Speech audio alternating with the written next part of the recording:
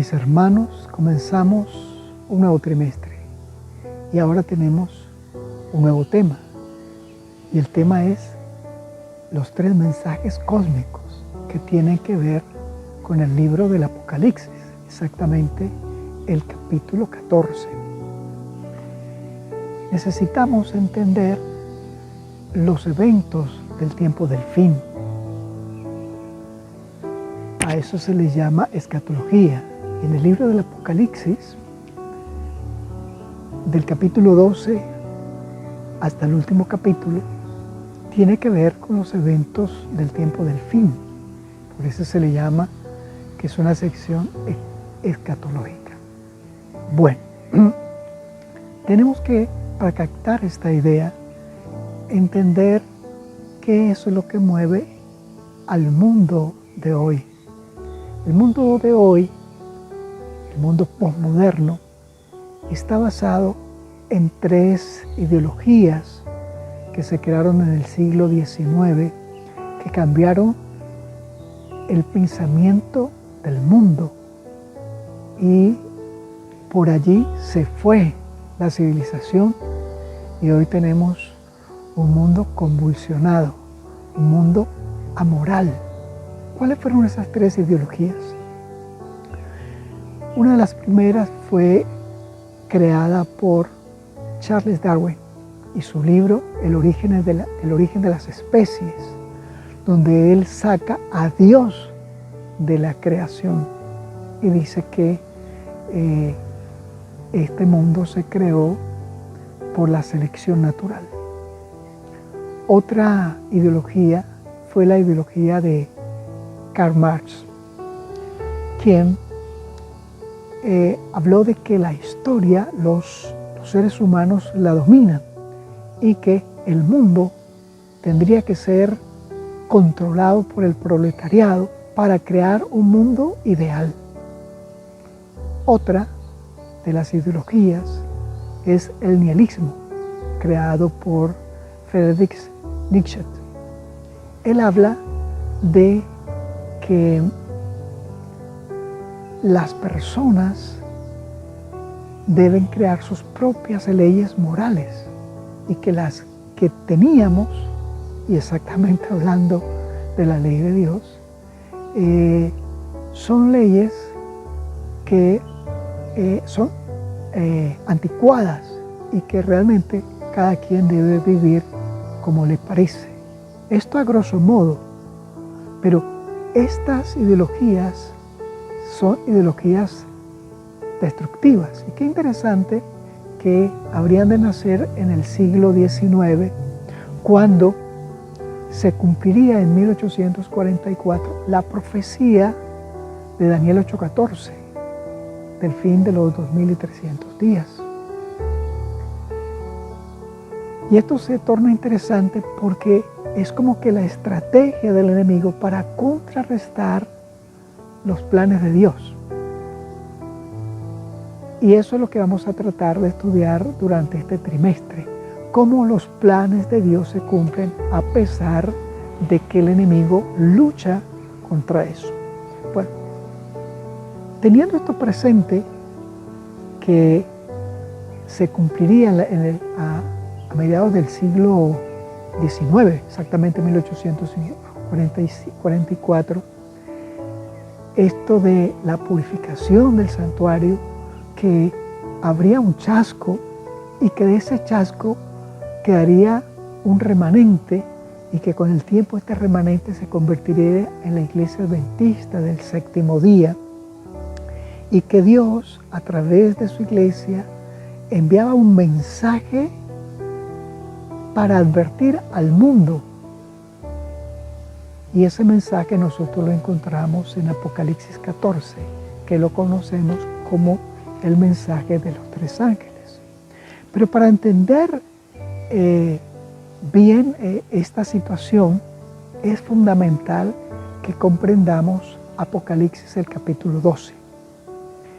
En este capítulo lo podemos dividir en 3 partes. La primera es el nacimiento del Hijo de Dios. La segunda es una batalla en el cielo. Y la tercera es la persecución del dragón contra la mujer. Bueno, por favor abramos allí el capítulo 12 del Apocalipsis y vamos con la primera parte. En esa primera parte se nos da una idea, un panorama rápido de la historia del pueblo de Dios hasta el fin del tiempo. Y nos habla de cómo habría de entronizarse Jesús para convertirse en quien rescataría a este planeta.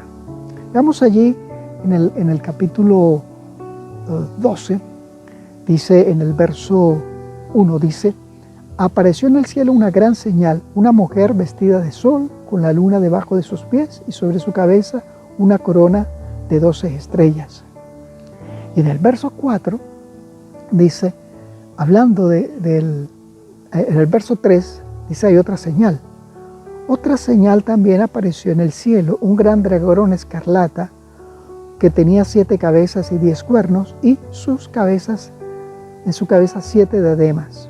Su cola arrastró la tercera parte de las estrellas del cielo y las arrojó sobre la tierra. Y el dragón se paró frente a la mujer que estaba para dar a luz, a fin de devorar a su hijo tan pronto como naciera. Y el verso 5 dice: ella dio a luz un hijo varón, que va a regir a todas las naciones con vara de hierro, y su hijo fue arrebatado para Dios y para su trono. Aquí inmediatamente aparecen los protagonistas. Una mujer que es un símbolo del pueblo de Dios. También aparece un dragón y aparece un hijo que habría de nacer de esta mujer. Pero dediquémonos un poquito a esto del hijo. El Apocalipsis lo deja claro, que ese hijo es nada menos ni nada más que el Mesías. Por eso allí en el verso 5 dice, hablando de la mujer: ella dio a luz un hijo varón que va a regir todas las naciones con vara de hierro, y su hijo fue arrebatado para Dios y para su trono. Alguien que dirigiría las naciones con vara de hierro, como alguien que se pone para regir y que nadie lo puede derrocar. Pero dice que fue arrebatado para Dios y para su trono. Cuando Jesús muere en la cruz, luego resucita y asciende al cielo, allí el Señor fue arrebatado. Y luego en el cielo Jesús ganó para nosotros el volver a ser el dueño de este planeta. Esto es muy importante. Cuando Jesús, ya ascendido, se entroniza en el cielo, para que esto fuese posible, dice, ocurrió una batalla en el cielo.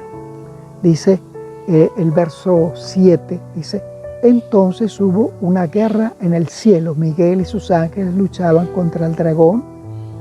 Luchaban el dragón y sus ángeles, pero no prevalecieron. Y ni se halló ya lugar para ellos en el cielo. Y fue lanzado fuera el gran dragón, la serpiente antigua, que se llama Diablo y Satanás, el cual engaña al mundo entero. Fue arrojado a la tierra y sus ángeles fueron arrojados con él.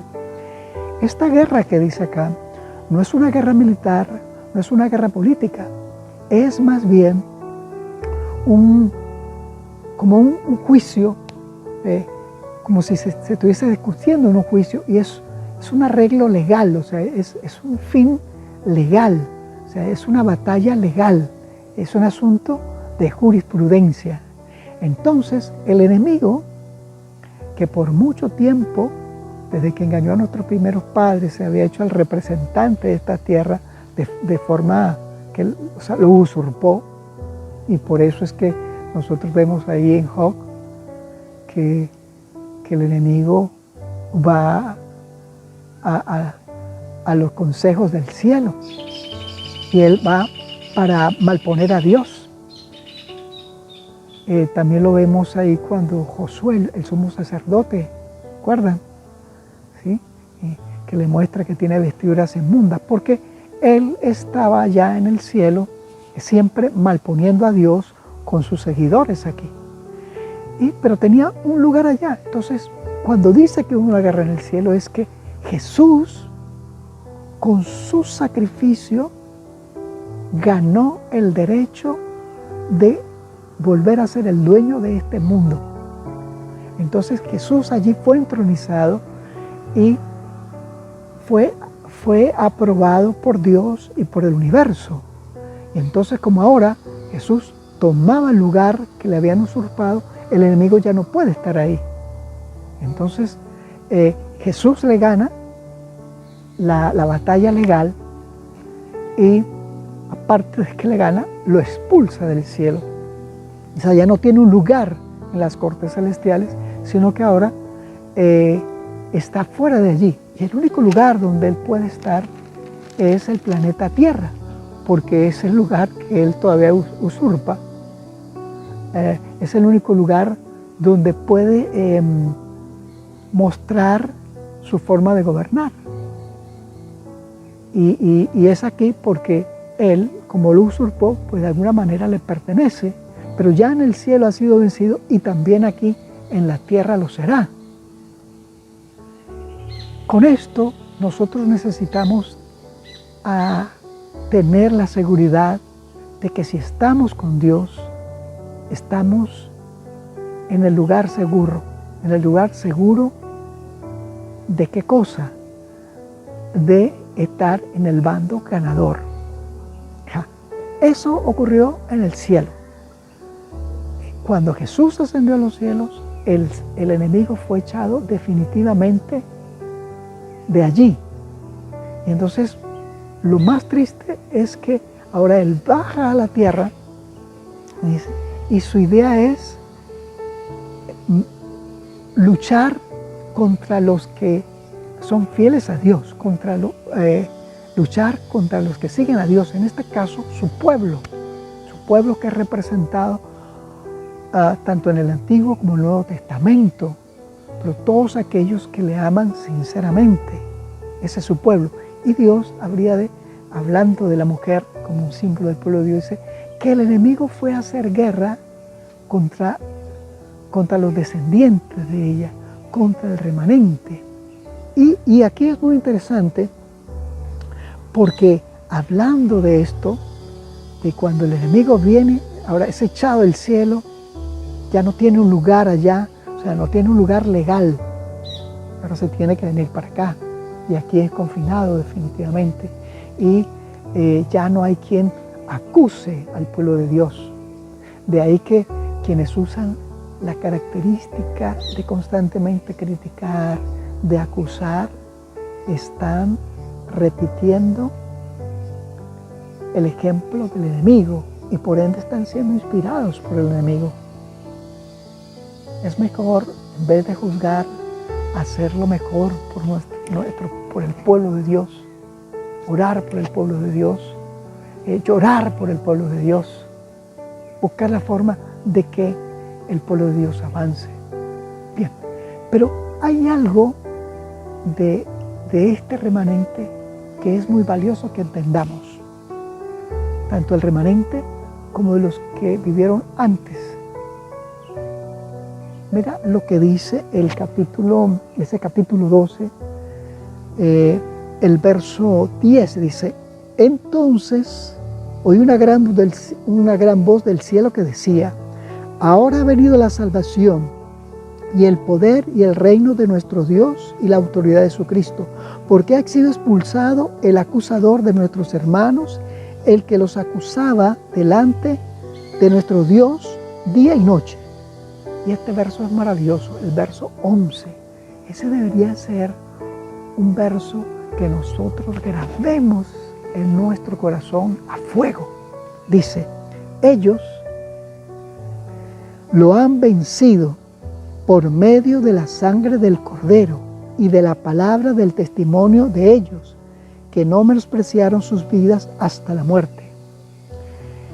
El pueblo de Dios el remanente de Dios, o sea, tanto el pueblo,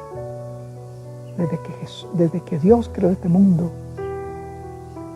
que Jesús vino, que creó la iglesia, el pueblo que estará hasta que el Señor venga, dice, le han vencido por medio de la sangre del Cordero. El enemigo fue derrotado en el cielo por Dios y por Jesucristo. Y ahora comienzan a ser vencidos por los fieles del Señor. ¿A causa de qué cosa? O por medio de la sangre del Cordero. Es en el sacrificio de Jesucristo, en su muerte expiatoria, que nosotros obtenemos la salvación y la victoria.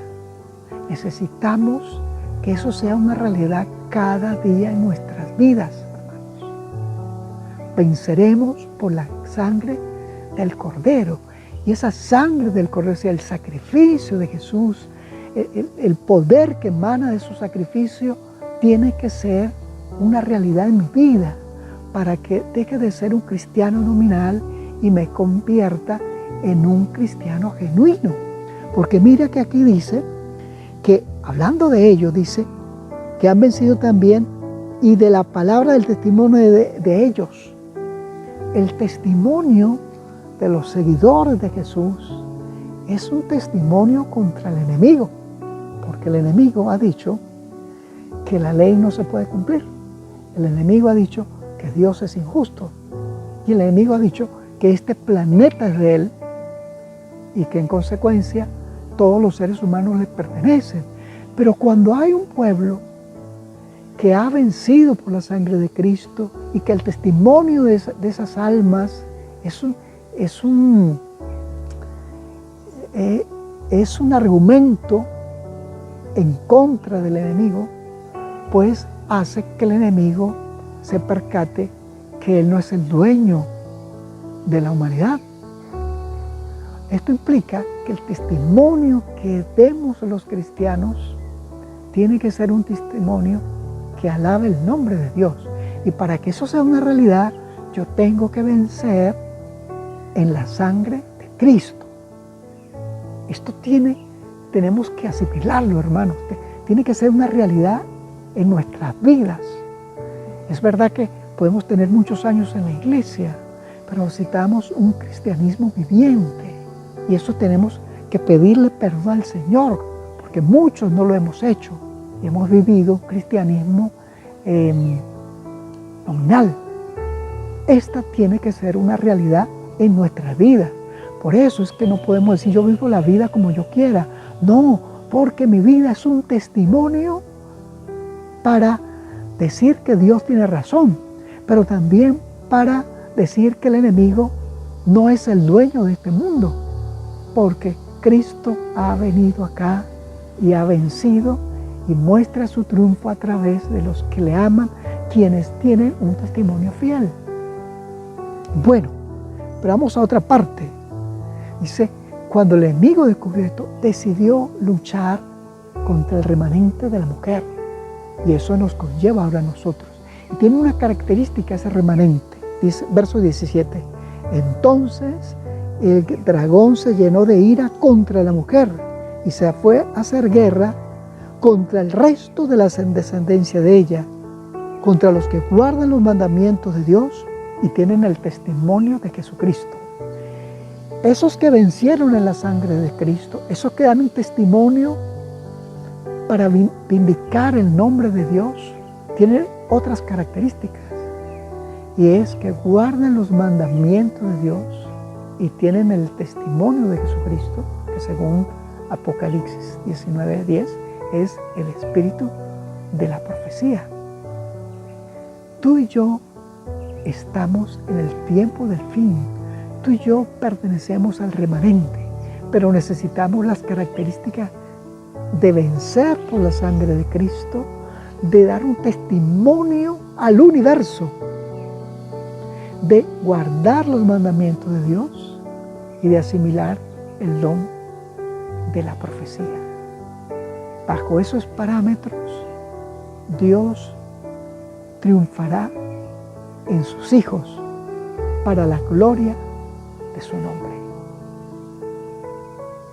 Hermanos, que esta sea una realidad día a día en nuestras vidas.